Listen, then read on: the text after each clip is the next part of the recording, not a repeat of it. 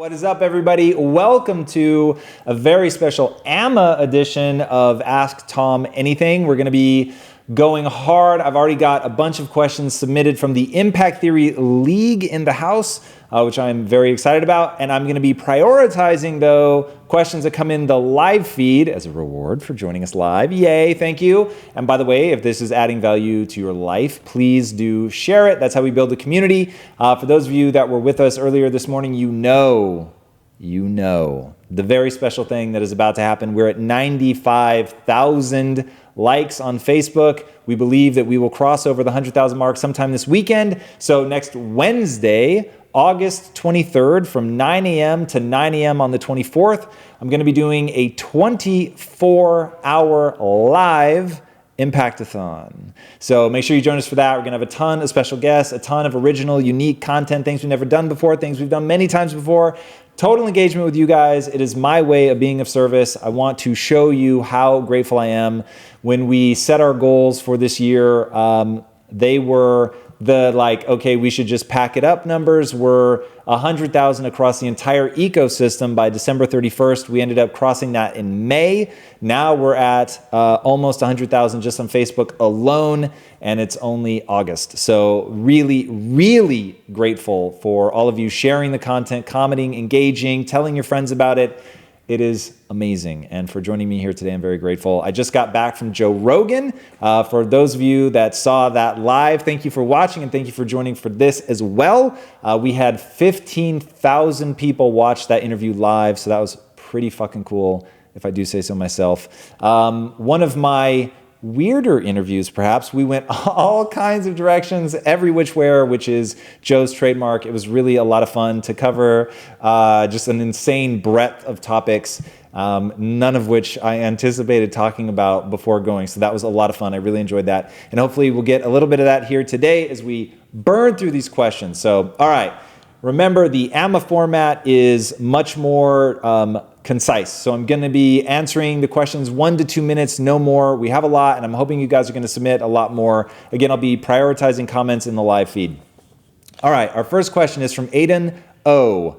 How do you stay focused in this world full of distractions? I often find myself procrastinating and watching YouTube videos forever. All right, so this really does come down to habits and routines. This is one of those things I cannot stress enough. If you haven't built in mechanisms to deal with your lesser nature, you're forever going to fall prey to them. Some of it is identity. Some of it is I'm the kind of person who makes use of my time. Some of it is I'm the kind of person that has goals and I do that which moves me towards my goals. But then some of it is reinforcing that belief with very strict rules, what I'll call bright lines. So some of my bright lines are I go to bed at 9 p.m., period. Second bright line, I only have 10 minutes to get out of bed. So I wake up when I wake up. I don't use an alarm. But once I realize I'm awake, then I only have 10 minutes to get out of bed as long as I've had at least 5 hours. So look at the clock, see what time it is. I have 10 minutes. Boom, I'm up. And I emotionally reward myself when I meet the deadline, and I emotionally punish myself if I miss it. And when I miss it, by the way, it's usually by seconds. It's not like ever I'm just like, fuck it, and I stay in bed for 20 minutes. That would not be a bright line. But hard and fast, 10 minutes, emotionally reward yourself or emotionally punish yourself, whether you do it or not. And then just having a compelling future. It is so critical that you have a compelling future, that there's actually something that you're excited about. And this makes me think of weekend warriors. For most people, no one has to tell you what to do on the weekend. You're very excited to do it. You get out of bed with some enthusiasm. There's something that you want to do that day, even if it's play video games, read, watch a movie, hang out with your significant other, whatever it is, there is something that you're excited about. And there is a way, and I won't answer it in this question, but there is a way to put at the center of your life and all the things that you're doing to work and to build something, to put that thing that you enjoy at the center of that so that you're generating income off of something that you love doing. That is very, very possible.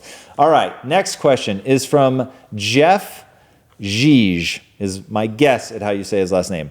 How do you cultivate the beauty and rage concept? All right, so what is the actual process of fanning the flames of anything? It starts with focus. So if you know that you want to build beauty and rage in something, and you know that you want to spend 80% of your time in beauty, and so what is beauty? Beauty are the things that are wonderful, they not only put you in a good mood and help you and hopefully put others in a good mood and help them and really do something positive and empowering, there are also the things that are built on excitement. It's you're looking forward to it, you're moving towards it, you're not running away from anything. The rage, on the other hand, is the darkness, also known as. It is the thing that makes you angry. It's the people that hate you. It's wanting to prove somebody wrong. It's coming from essentially a negative place. It's coming from, I won't let these people see me fail, right? That is, at times, when done in the right balance, a very powerful motivator. And so to overlook that is a mistake. But how you cultivate them is once you've identified something that, let's say, is on the beauty side, that you really fan the flames and you really lean into why you're grateful for that, what it is about that that's wonderful, how you think you're going to help people, that reinforcing in yourself, I am the kind of person that wants to help people, that goes out of my way to do nice things for other people, that I'm going to build a business that has something at the center of it that is world positive, that isn't something that's taking away from people. You literally say those things. You say them to other people. You rally people around those notions. You talk about them. You let yourself get excited. And then, this is the hard part, you reward yourself for being the kind of person that gets excited about something so positive.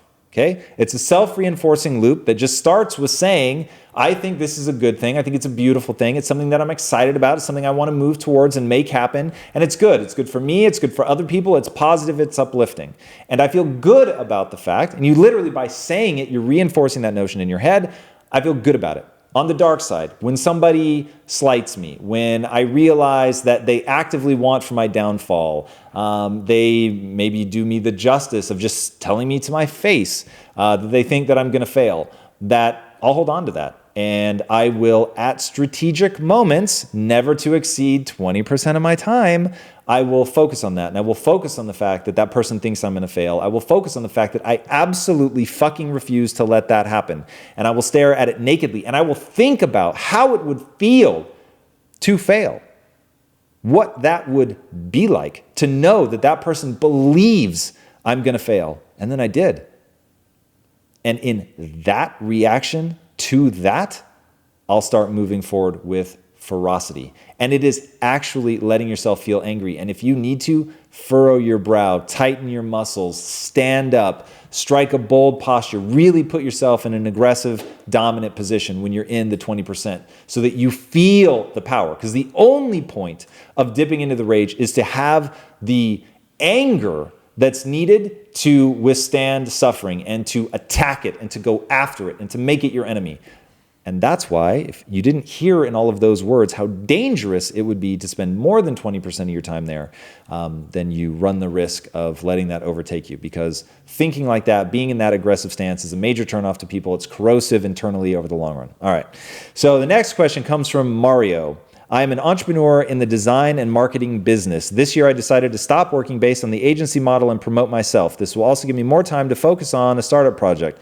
So I registered my websites and started promoting my personal brand. To help this, I created a series of videos, podcasts where I interview other creatives around the world. I talk to Marvel illustrators, old school animators, artists, designers, etc. I'm currently in Brazil finishing the last video so I can start promoting them.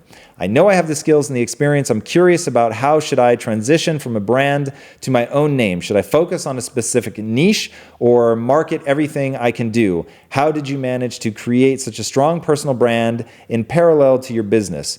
We all do a lot of things, but I don't want to create a weak brand that has no focus. For example, when you see someone promoting himself as an entrepreneur, health advocate, photographer, and writer, sometimes it's just too much. Okay, so I totally agree with you. I think I haven't read Ryan Holiday's book, Perennial Seller, but someone highlighted part of it and put it on Instagram. It's another reason why I love Instagram.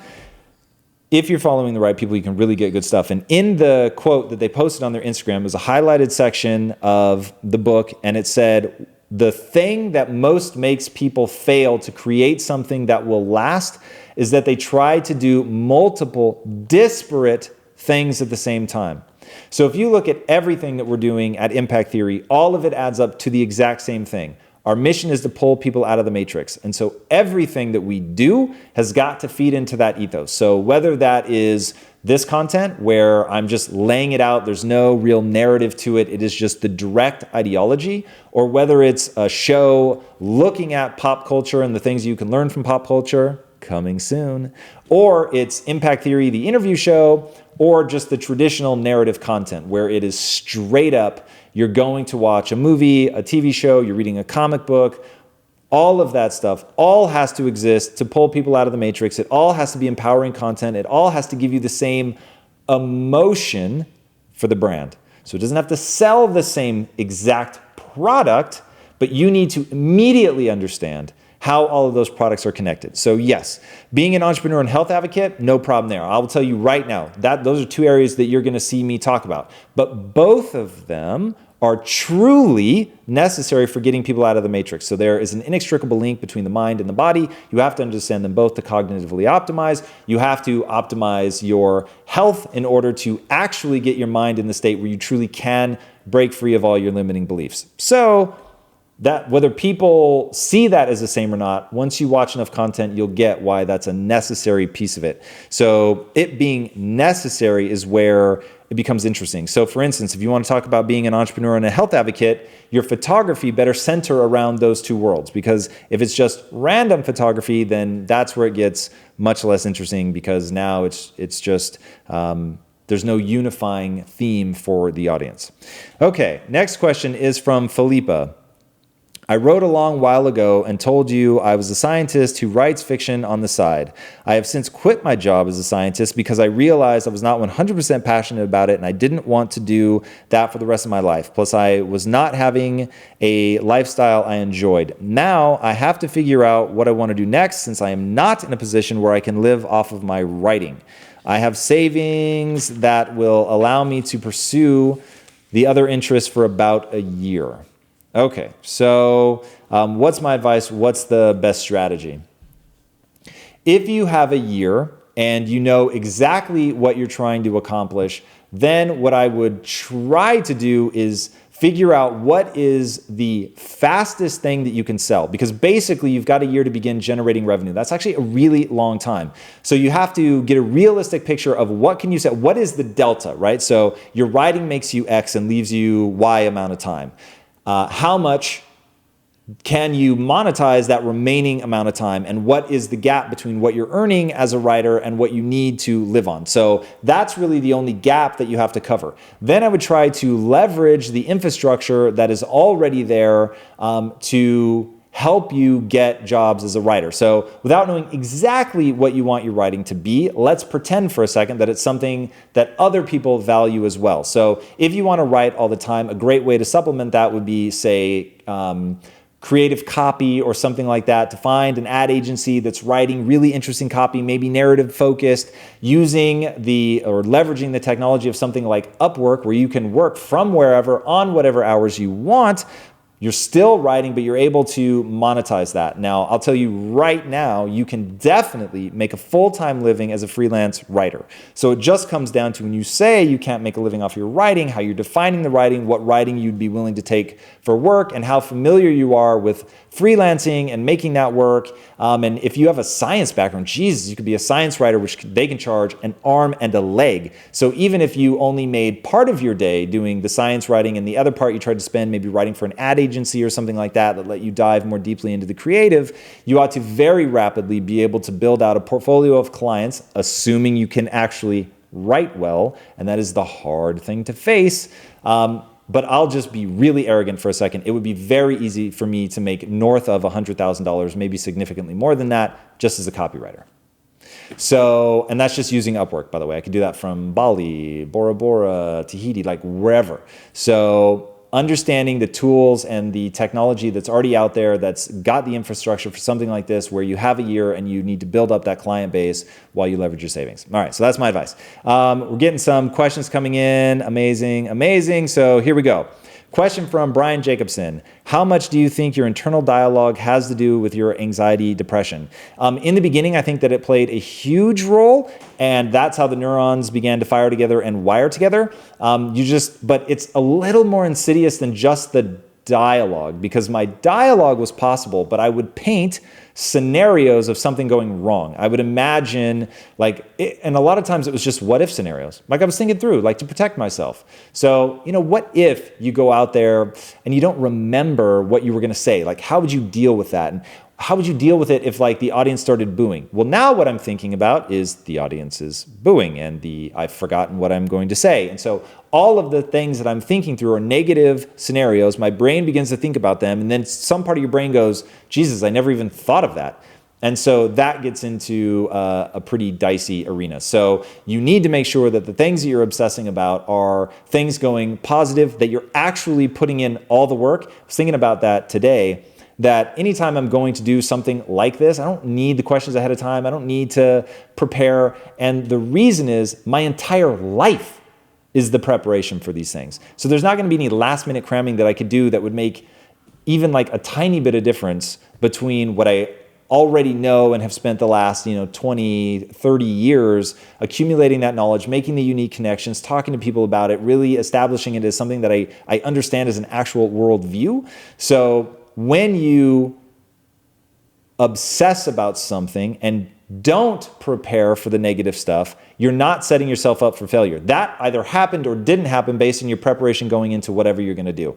So thinking about all the ways that things could go wrong, thinking about all the potential problems and ways that you would deal with them just focuses you on the problem, and you get what you focus on. So if you focus on forgetting, you're going to forget. If you focus on things going badly, things are going to go badly. You've got to be able to fill yourself with confidence. All right, next question is from Thomas Enriquez, and he says, can I come work for you if I get Jay-Z in contact with you? Yes. Depends on how you define work. That's the only catch. But man, if you let me define that, then absolutely. But that would be amazing. And so if you're serious, we should definitely talk. All right, next question comes from Mike Bryant. What happens when technological unemployment affects 90% of humanity? If we let that happen and we haven't put in place things like basic universal income, we're fucked. And there's just no long and short of that. We have to find a way to create a thriving middle class, even if that's with universal basic income. So I am not an expert on this, so I will leave it at that. But that is a problem that absolutely, without question, must be solved, hopefully by people who know a lot more about it than I do. Next question is from KJ Norlander. Did Noah Galloway change your perspective on having kids at all in the future? No. And I so hope that Chase will slack me a follow-up to that as to what they thought would do that. So the thing to remember about me and kids is I'm well aware that they are transformative emotionally, that they are magical little creatures who change your perspective on everything, who when you are on your deathbed, you will think, thank God I had these children. I would be so profoundly alone right now if I didn't have them. And the heartache and loss that one would feel at merely imagining not having children, if they did have children at that point, I bet is very, very profound. And I bet once you have kids and the chemical change that takes place, you look at people that don't have kids and you think, if you would just listen, if you would just understand how beautiful and transformative and powerful it is, you would do it immediately. And to that I say, that is neurochemical change. And if you study the levels of happiness of people who have children, almost universally, they are lower all the way until the child leaves, and they don't return to normal until after the child leaves. So from a purely objective statistical fact perspective about momentary happiness, children ruin it. It is, as far as I can tell, the only impossible job. Like doing it right, wow, is a crapshoot. It is truly one of the most noble things any human being can do. And I am so grateful, obviously, that people do it and that it's a beautiful experience and that from the inside of it, even though your happiness levels go down, the sort of deep fulfillment goes up. I'm very glad that people experience that. I get that in other ways in my life. Building things is what sets me on fire. But I'm told that we have some follow-up. Wouldn't it be interesting to see what kind of role model you would be for a child? A, it would be. B, I was a role model for a child and spent 8 years as essentially a big brother. I call it a big brother, but it wasn't officially part of that program. But I worked with him for 8 years, and it was magical and transformative and has continued to echo through my life. So when I say I get it, I get what it's like to have a child look to you like your salvation, that you're offering them a better life than they have anywhere else. I can't tell you how many times Rashawn asked to come live with me, and yeah, so I get it. And I'm saying it from a place of actually understanding it. So, I fully recognize that understanding it intellectually is different than feeling it emotionally, and he wasn't actually my child, and so I'm well aware of that, and I was very young. But nonetheless, I had enough of a taste to be able to understand that I desperately, desperately want kids.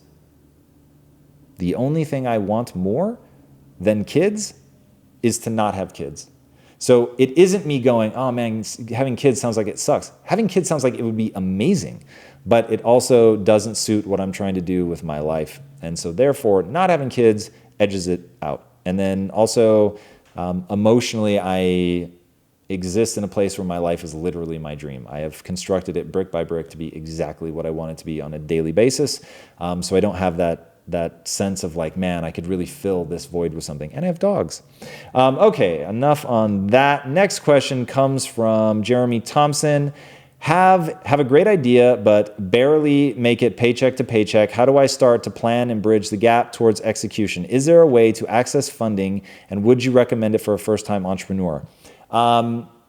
I would say that I absolutely have no reservations. If you can raise money, absolutely. You will learn a ton in that, but only raise money if you plan to sell the company and you're very, very happy listening to somebody else who knows a lot more about what they're doing. So if you think of it as, I've got this idea for a product and I essentially want to go to business school, raise money from a firm that wants to be actively involved, and you should then want them to be actively involved and then work very closely with them to learn about how to do a business. So the next one that you could have more control, but do not raise money if you want to be autonomous, you want control, it will be a nightmare. And also their model is between 3 and 7 years, they expect you to sell or IPO, I guess technically you could do that, but you're going to, like, the odds of you losing control are almost 100%. So if you can go into it looking at it like business school, I think it's great. Otherwise, do the side hustle thing, build it on the side, just clock a lot of ridiculous hours, go without a lot of sleep, build this thing up, learn along the way, but you can retain control that way. And if your product is real, and people are excited about it, in this day and age of social media and the ability to build communities, you really can get it off the ground far enough to start to get people's attention. You'd have a lot more leverage when you go to raise money if you decide to go down that path. Alternatively, you could grow a little more slowly over time and do it all yourself. So that there's no one right answer, but there's also no excuses, right? So making it paycheck to paycheck is, so many people live there, and at some point you just have to be so fed up with that you don't accept it anymore, and that you make radical change in your life, whatever that looks like. All right, next question is from Medardus Jew. Hey Tom, do you think the dark side is the only way to conquer doubts and fears? Thanks. No, I do not think that. So the dark side has a very specific application. It is a tiny minority of your time. So 80% of all your problems, 80% of every encounter that you have, 80% of the time you have to look inward, all of it, 80% of the time. You should be coming up with the beautiful things, the things you're moving towards, the things you're grateful for, the awesome stuff in your life. All the great things you know will come out of this if you can just get your company across the finish line, help your children, volunteer your time, be a politician, like whatever your thing is. It doesn't have to be an entrepreneur. 80% of all of those problems will be solved with the beautiful things. The rage comes in, I find, for me, the rage is about those times where I'm just spent. I don't have any more. And maybe I've failed and I'm just embarrassed and I'm tired and I don't want to keep going, or I'm scared. And it's like, fuck, am I actually going to be able to pull this off? At those moments when the beautiful things are in the throes of failing me, that's when I think about the people who want me to fail. And that for me, I don't tolerate that. I don't accept that I'm going to give them what they want. I don't accept that. That would feel like so much shit. So because I'm absolutely unwilling to tolerate that in myself, that kicks me in the ass and gets me going again. But I know better than to spend a lot of time there. But I leverage that. That is nature's gift. It is how you're able to endure more suffering. Anger. Anger allows you to endure more suffering. They've done studies on this. This isn't me just saying like in a woo-woo way. Literally, anger allows you to endure more suffering. So when the only answer is suffer more, keep going, that's when I leverage anger. Only after I've tried all the beautiful things and they continue to fail me. Anger will make you take action. Just true. Okay. Next question comes from Siddharth Kapoor. I'm good at communicating and arguing. Law can be a good career option for me, but I am late for it. Which other careers can be good for me? I am late for it. I'm assuming that means you think you're too old, and I would say that's a bad reason not to do something. So I would say the reason you should either do or not do it is whether you think that you will fall in love with it, whether it will really be a deep passion for you, whether it will make you come alive, and whether or not it's the thing that you would love doing every day, even if you were failing. If that's law, then get into it. I will say that lawyers have the highest rate of depression and I may be wrong about this, but may also have the highest rate of suicide. That part I could be making up. The depression thing I'm sure about. Because being a lawyer, you have to be negative. You have to look at all the things that could go wrong. And like I was saying before, when you obsessively focus on all the things that could go wrong, you're just living in negative land. So maybe weigh that. And I wouldn't worry about whether or not you're too late for that. So the last part, what other careers could be good for you? Being persuasive and communicating well works everywhere. So there literally isn't an arena where even if you're a solo writer, being able to write persuasive arguments is still monetizable. So I would say that that's universal, applies everywhere. All right, next question from Aaron Elias. What is your take on energy upgrades and waves sweeping the earth? What is your take on ascension? I have no idea. I've never heard those words put together in that fashion before. I fear I'm going to fail you entirely. I have absolutely nothing but ignorance on this topic. Forgive me. All right, next up, Carolina Wilk. Tom, what do you think about Dr. John DeMartini's teachings? 2 in a row. Totally ignorant. I have no idea who Dr. John DeMartini is. Forgive me. Next question, Jessica Terzia. How do you find your audience once you have a passion? I want to speak, but I can't help everyone at once. I was told I need to find my audience. Did you do this and did you find value in this? All right, let's deconstruct this a bit. So in the world of social media, the easiest way to begin to build your audience, and so there's a difference between social media and speaking. With speaking, you need to put together a reel that shows how you can speak. You need to pick a topic that you're very good at that have speaking opportunities. And then start small, start with local groups, get up and speak, make sure you're recording yourself so that you get this reel of people. Make sure you post it on your own channel so people can see it and that you're showing up for certain keywords. So when people are searching for that, they're going to see you. Partner up with other people, especially, and this is easy if you're in the world of motivation. If you're in the world of motivation, then there are all kinds of accounts that are desperately looking for content. And if you're able to speak very powerfully, that you could start sending them your content, getting a partnership going with them so that you're able to get them pushing you out. Maybe they have a small audience to start, but let's say if they only have 1,000 people, that's 1,000 people that otherwise wouldn't have seen you. So building those relationships, going out and being valuable to their community, just building this up brick by brick, getting more and more people exposed to your ideas, create a high value add social accounts, whether that's Twitter, whether that's Instagram, Facebook, all of it. Do Facebook Lives. Maybe only a few people show up in the beginning, but if you're adding value to their life, they're going to tell somebody about it. So this all comes down to how good are your talks? How much value do they really add to people? And if it adds a lot of value, then you'll find that people just keep coming back. And if you're not growing, here's the hard reality. If you're not growing, you're not adding enough value.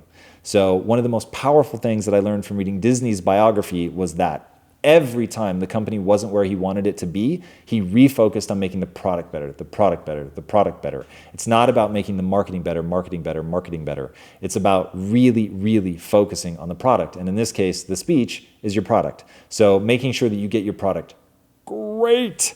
And somebody that's done a really good job of talking about that process is Lewis Howes. So I would go hit him up. I would check out what he's done, what he did, his whole thing with going to Toastmasters and starting out like he was reading off a sheet of paper, his hands were trembling, he couldn't even look up from the piece of paper. And then, however many months or year later, he's getting paid to speak. So putting in the reps, getting better, practicing. And then also in a group like that, you're meeting other speakers who may be getting gigs and they may be asked to do a gig that they don't want to do, but then they think of you. And so they pass it on to you. I've gotten a lot of my speaking work that way. It's just word of mouth. So get out there, get after it. Next question comes from Cage Hits. Cage Hits? Really? Cage Hits. That's amazing. That's so amazing, I'm tempted to think it's a screen name.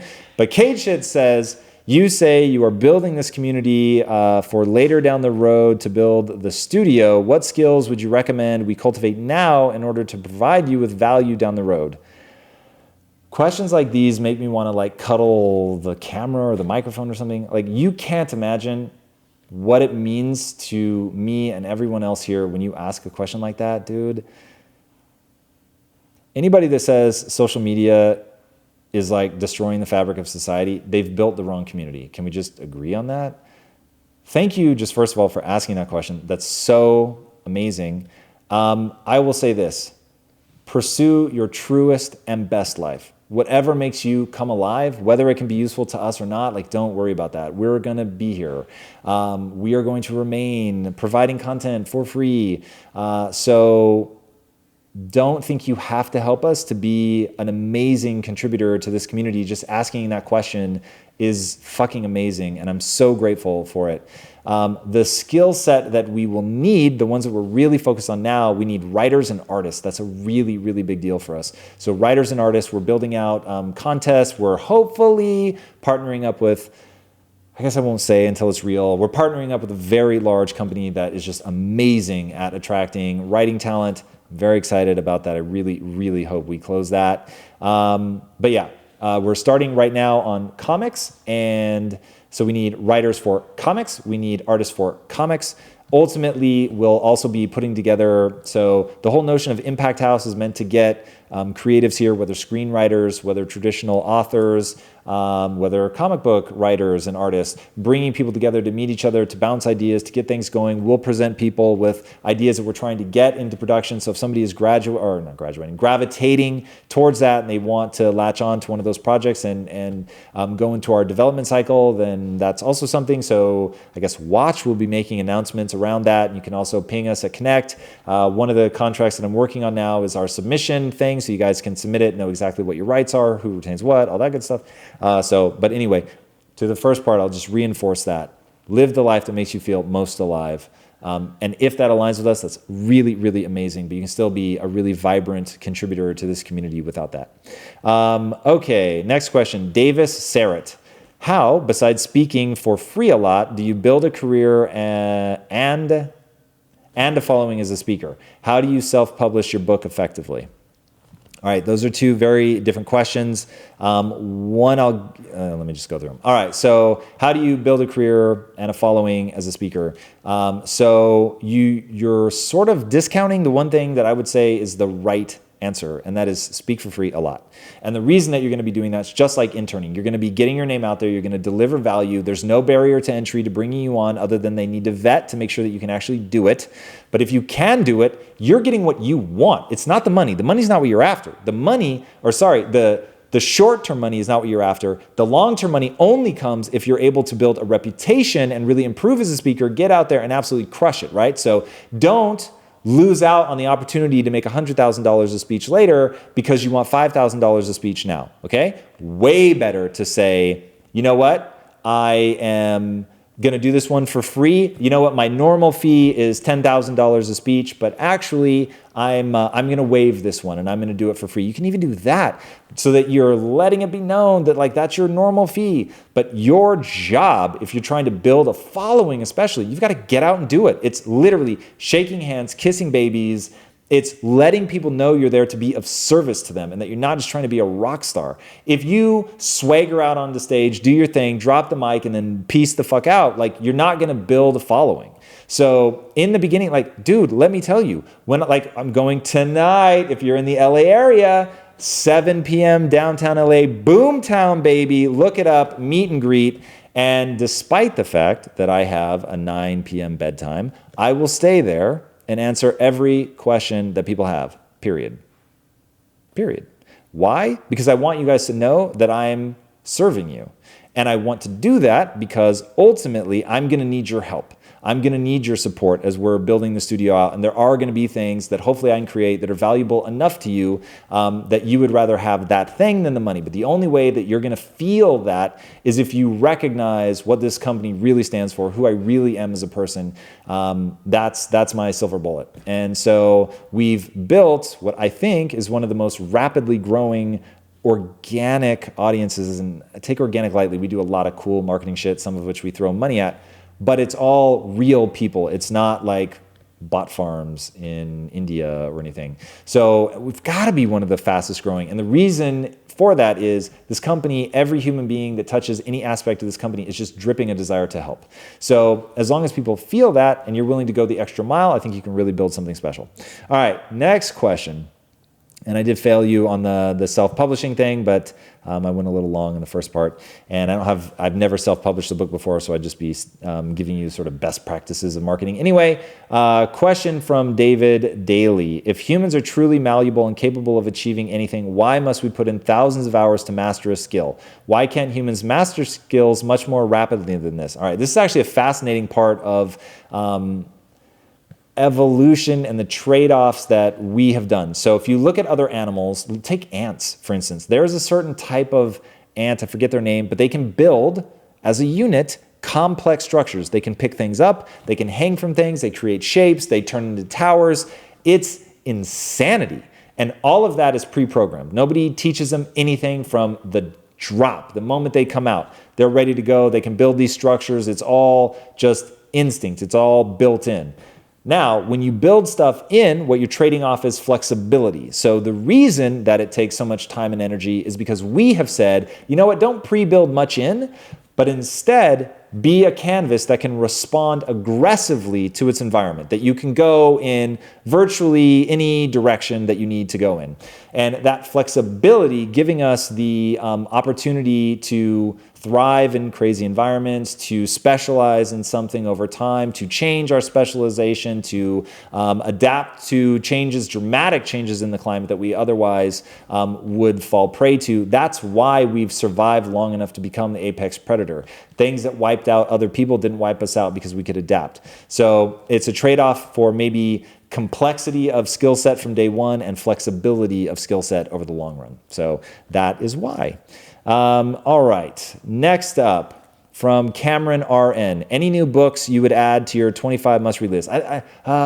Is Grit on there yet? No. We need to add Grit. So I'll just tell you, Grit, 100%. Some of the other books are more sort of fetishy for me, like Homo Deus rocked my world, but I wouldn't put it on the 25. The 25 aren't just the best books I've read. They're the most foundational to building an empowering mindset. And so there are many, many, many amazing books that I'm tempted to just keep making that list longer and longer, which is why we did the knowledge trail. But right now, I would say, with the exception of Grit, which does need to be on the list, I don't have anything that I think is foundational enough to add. But I think we've listed something roughly like the last 100 books I've read. Roughly, yeah. Something like that. So take a look at that. Moving forward, we're going to be posting my notes that I take on the book. Bear with me. I take the notes for me, so I don't write them worried about whether they'll make sense to you. Sorry. It's very selfish, I know, but we thought people might enjoy seeing them anyway, so we'll be doing that moving forward. All right. Corinne Davis. How do you differentiate between when it's time to pivot or dig in? All right, so this is the grit or quit question, which I find really interesting. And Eric Barker covers this in his book, Barking Up the Wrong Tree. And in that, he talks about WOOP, W-O-O-P. And WOOP is the device you're going to use to figure out whether you like something enough to push on or whether it's something that you should quit. So it goes like this. The W is for wish. What is your wish? What do you want to make come true?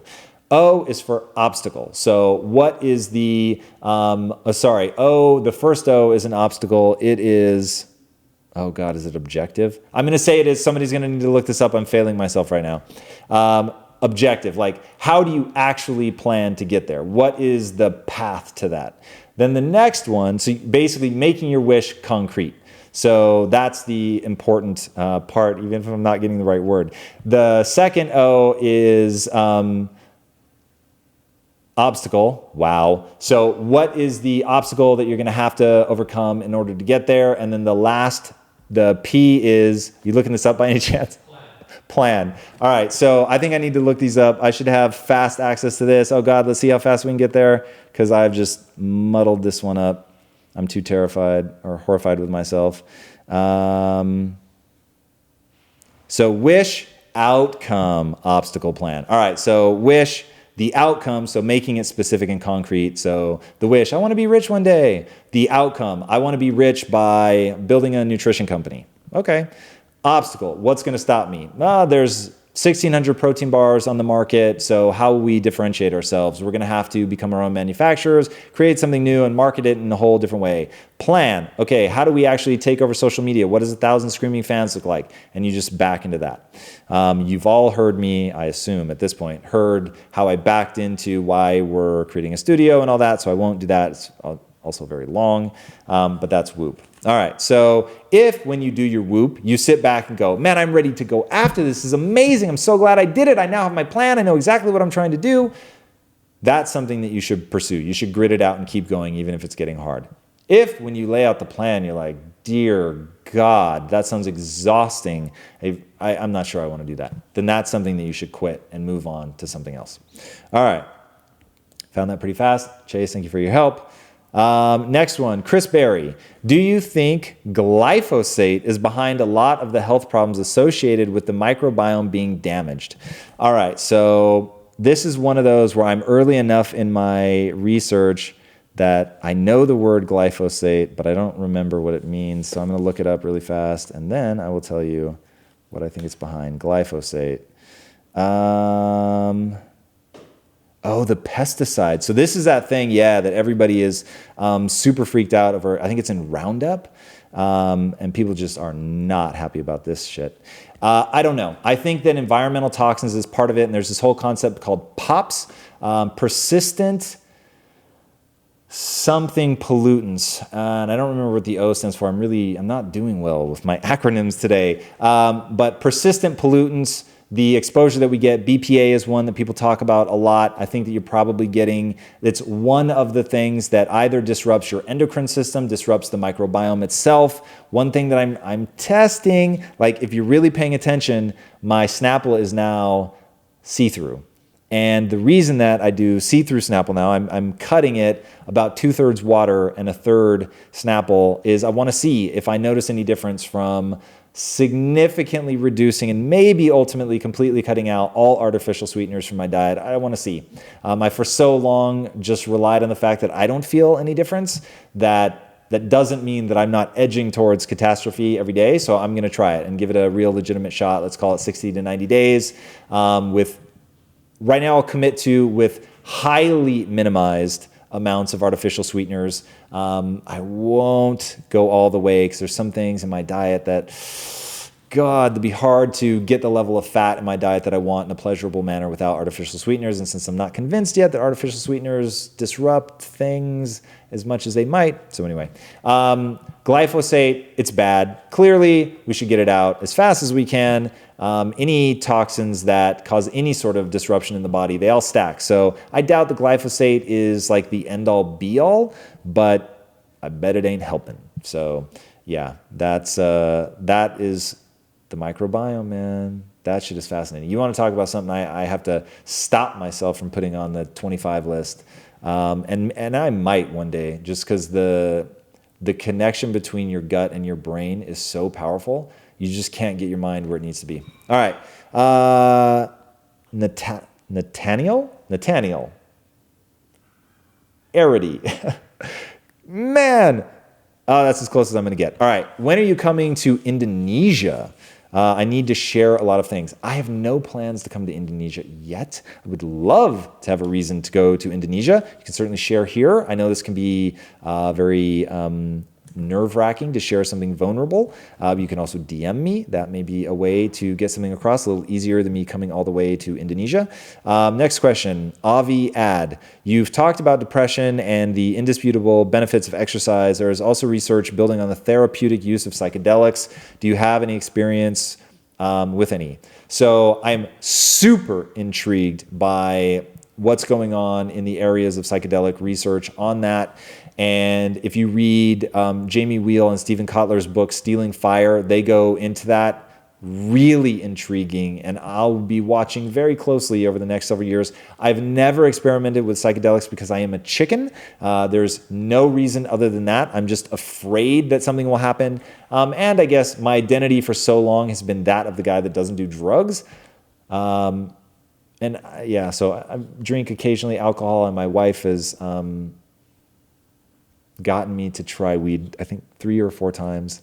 It's just not my bag, man. So anyway, it's funny though that I still consider myself the guy that doesn't do drugs, even though I drink occasionally and I have smoked weed a few times. And that likens back to Dan Ariely's whole thing about he says it in the context of lying. People will lie right up to the point where it forces them to change their identity. And that's where they stop. And so I guess I do the exact amount of drugs that I can do and still feel like I'm a guy that doesn't do drugs to be consistent with my identity. Fascinating the way the human mind works. So I can't help you with psychedelics, but find it very, very, very intriguing.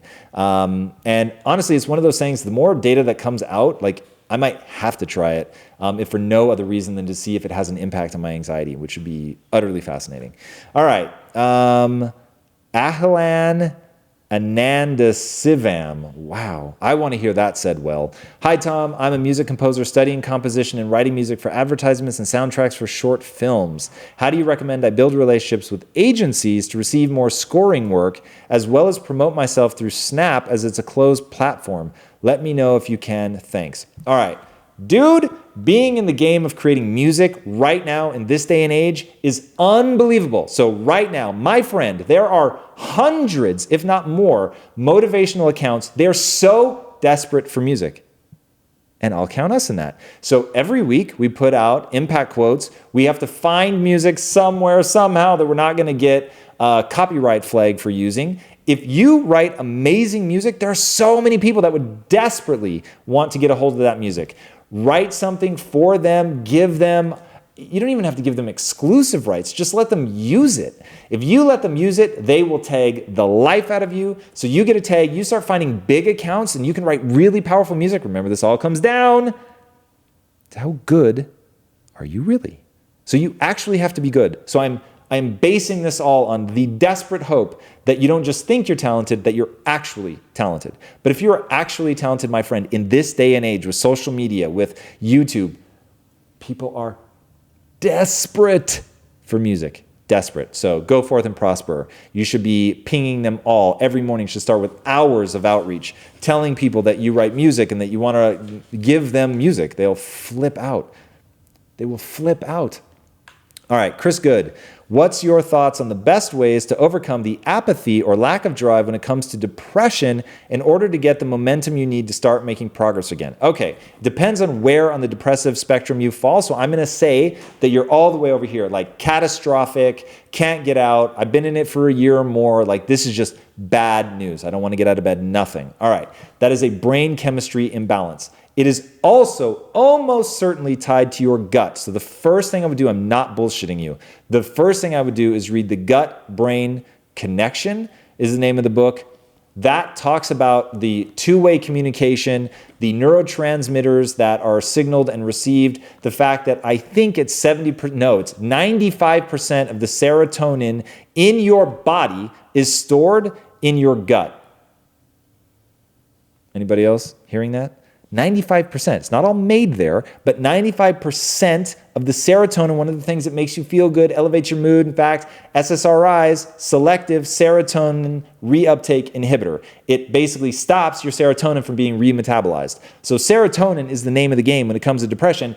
95% of it is stored in your gut. So if your gut is fucked up, you can imagine that your serotonin levels are in real danger. So that is something that you really have to just become an expert in. So doing the hard work on like the chemistry of your problem. I bet you thought I was gonna say start with positive thoughts or some stuff, which you do wanna do, but they have to be in addition. I don't think you're gonna think your way out of clinical depression. So you're gonna have to get way more hardcore about identifying the chemical imbalance that you have, getting the neurotransmitters right, ideally without drug intervention, but if you need it, use it 100%. That is way better than not doing anything. But anytime you're taking an exogenous source, you should be trying as rapidly as you can to get off of it. Now, let me tell you, if I needed drugs, I would use drugs. I'm just saying it's not the greatest long-term strategy. So move away from it if you can. All right. Questions from Barry Hanna. You have had the chance to sit down with some amazingly impactful individuals, both with Impact Theory and Inside Quest. Who do you feel impacted you the most? How has this impacted your business and personal life? Who the most?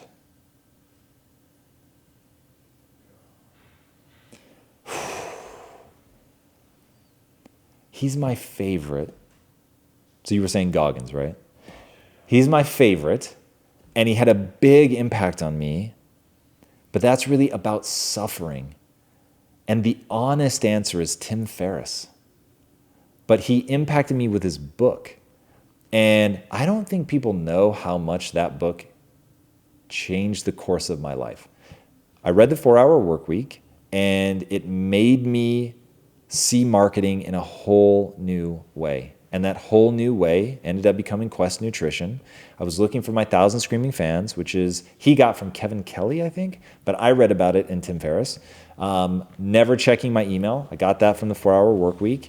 And what that has done to the demands of me to always control my own company and where I'm going and not be reactive to other people, but to have a plan and to be disciplined in my execution against it. All of that is critically important. So it wasn't from the interview, but him and Tony Robbins probably have had the biggest impact on my life, and as they've both been guests. So the person that in real time maybe had the biggest impact on me, actually two people, and one of these is going to surprise you. So Goggins, yes. And then the other was Blake Leeper. And Blake Leeper changed this show. And if it wasn't for him, he was somebody back at Inside Quest. At Inside Quest, we were in our formative years. We didn't really know what the show was. I thought it was going to be all business all the time. I didn't want people who hadn't accomplished just crazy things in their life. And they were pitching this kid really hard who was trying to make a comeback. He'd gotten in trouble for drinking, and then he got kicked out of a competition or something because he tested positive for cocaine. And they're like, but he's a double amputee and he can run. And I was just like, God, where does this go?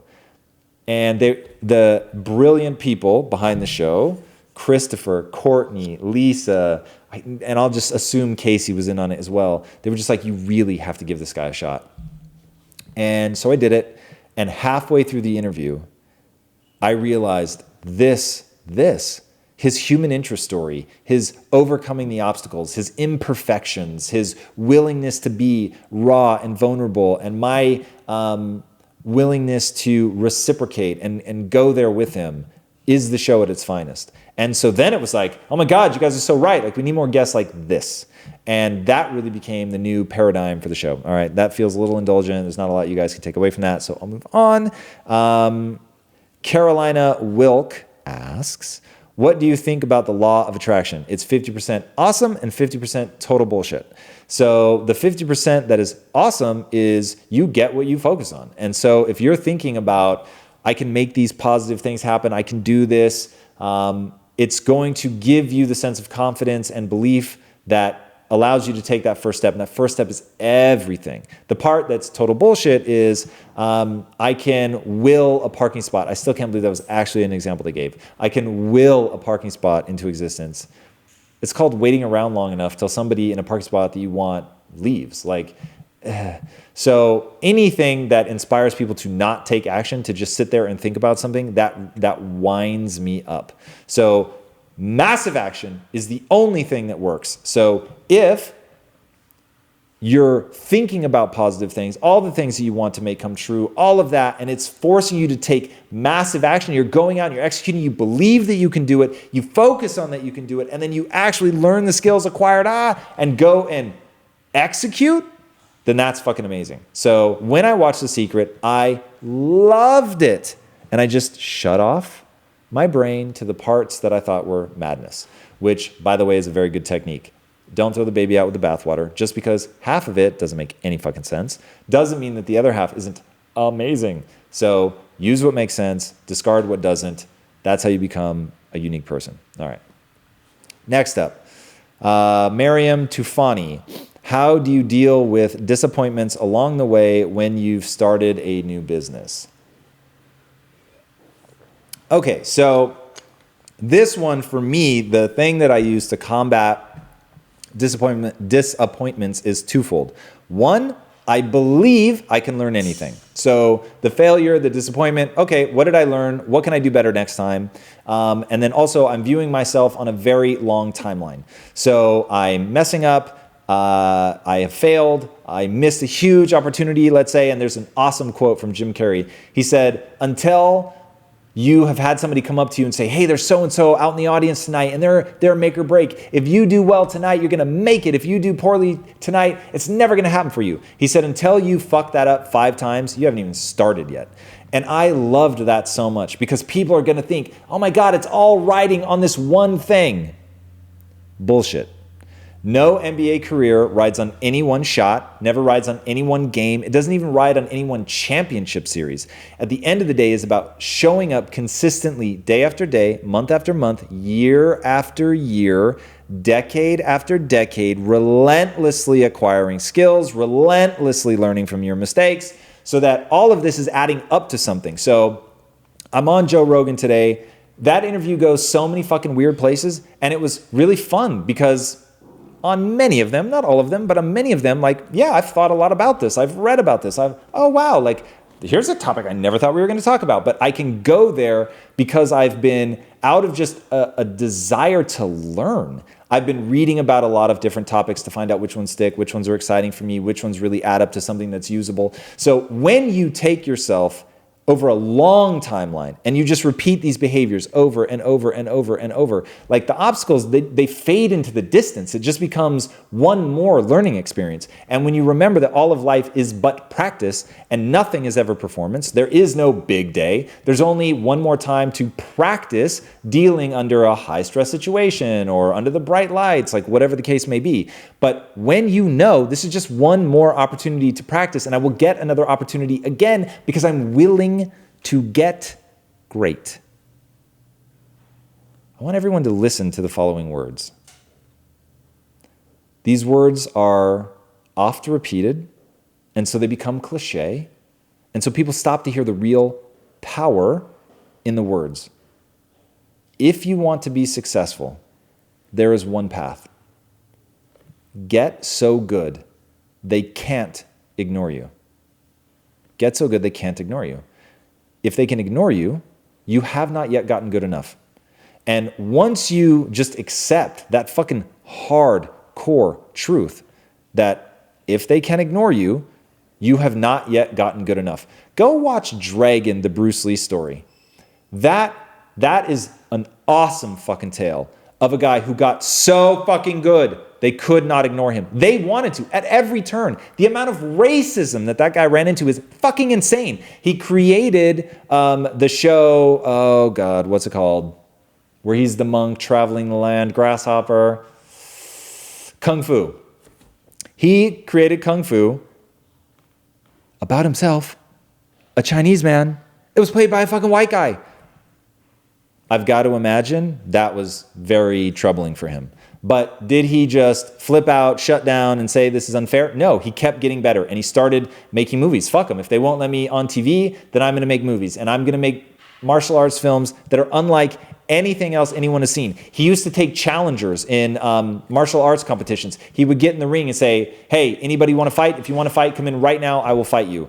And just to show people, I'm the best fucking martial artist. There's no one else that can touch me. And because he was that good, he went as far as he went. You got to get so good, people can't ignore you. All right, that's one I can just fucking keep going about. All right, Jimmy Allen. And by the way, I saw a minute ago somebody doing a driving symbol. Are we running out of time? We've gone an hour, but I can cap the questions. We can grind them all out and then call it. Well, so we can add them all to the 24-hour thing. 24-hour live, coming to you live next Wednesday. So the reason that we're doing the live, by the way, is we are about to cross over to 100,000 likes on Facebook and to show my deep and unending gratitude to this amazing... Do you guys know how different you are than most communities? This is fucking crazy. The only advice anyone ever gives people, don't read the comments, don't read the comments, don't read the comments. When I need to be cheered up, I read the comments. You guys are so supportive of each other. You're so supportive of the show. You're so supportive of me and the ideas that we're trying to get out there. It's unbelievable. I am deeply grateful. I feel compelled to do an act of service. And so as a thank you and a sincere sign of my appreciation, for 24 hours, I will not sleep, I will not do anything but bring you entertaining information that you can use. We're gonna have a bunch of guests. We're gonna have new shows that we've never done before. We're gonna do live versions of shows that you're used to. We're going to do super intimate Q&As, and I will answer every single, no matter how long I have to stay up, we'll answer every single question that gets submitted by 6 a.m. on the 24th. So only reason that I'm capping it there is I don't want to be trolled. That's the truth. So as long as it's submitted by 6 a.m., I will answer every single question in that 24-hour period. So join me. It's going to be very special. I know some of the team here is going to stay up, even though they don't have to be a part of it. God, I love them for that. This team is unreal. They're unbelievable. I want to hug the ones that like to be hugged, which we broke down doing the Captivate research, and wave at the ones that don't. Yeah, it's amazing. I'm insanely grateful. So I asked that. We're doing a live event tonight. Otherwise, I would just stay here until all questions were answered. This is amazing how many questions you guys are submitting. I'm really grateful for that as well. If you're in the LA area, we are going tonight, 7 p.m., Boomtown. Boomtown? Confirmation, please. Boomtown Brewery. Going to Boomtown Brewery. I will be answering questions live and in the flesh. I will stay until they kick us out, and then I'll answer questions out in the parking lot if I have to. But I will stay until every question has been answered, no matter how long it takes.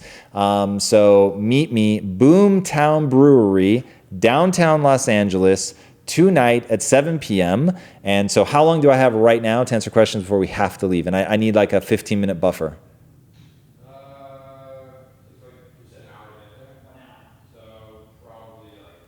Okay, so we've got about 5 minutes left. All right, so Jimmy Allen. I forever have been an extremely ambitious person. The past months, I have been attacking as many podcasts, books, and everything from yourself and suggested people. I have now become an extremely habitual person, and the changes have been dramatic. I own a successful business that I devote everything to. How do I balance my home work life more efficiently? My partner and I are extremely happy, but I can't help feel her life is on hold, so I achieve my goals. Thank you for the person you are. Wow, thank you. That's very kind. Okay. There is no universal answer to this. So the truth is, I have no interest in balance, none whatsoever. So one of the reasons that I don't want to have kids is I don't want something pulling for my attention. So the reason that my wife and I founded the company together was the more we became ourselves and pursued our goals, we wanted that to be driving us together. We wanted to be sharing things. We wanted to automatically know what the other person is doing just because we're so entrenched, we're so in it together, we're building something side by side. So that is how we have found what my wife calls harmony, which she got from Lisa Nichols, very amazing and talented Lisa Nichols. I don't seek balance, I seek harmony. So that's something to really think about. At the end of the day, you should be trying to live the life that makes you feel most alive, and finding the way to engage your partner in that is very important. And I love how thoughtful you're being about your partner and that you're thinking about her. That is a great sign that great things lay ahead for you. You guys need to find what that way is for her to get the time that she needs. It's going to start with communication. Ask her flat out, like, what do you need? Is it if like half of Saturday is just you and me, nothing else, no phones, no email, no matter what, like that is our time. And there are going to be some awesome moments where something in your company is burning to the ground and you're going to show her that she's more important, that half a Saturday is you and her, and you're going to ignore it, and you're going to wait until the end. So moments like that, I think, is just very, very important to figure out what those important things are. Okay, time for one more. This is from Audrey Sutherland. How can I have a good relationship with my boss? You're going to have to know a lot about your boss.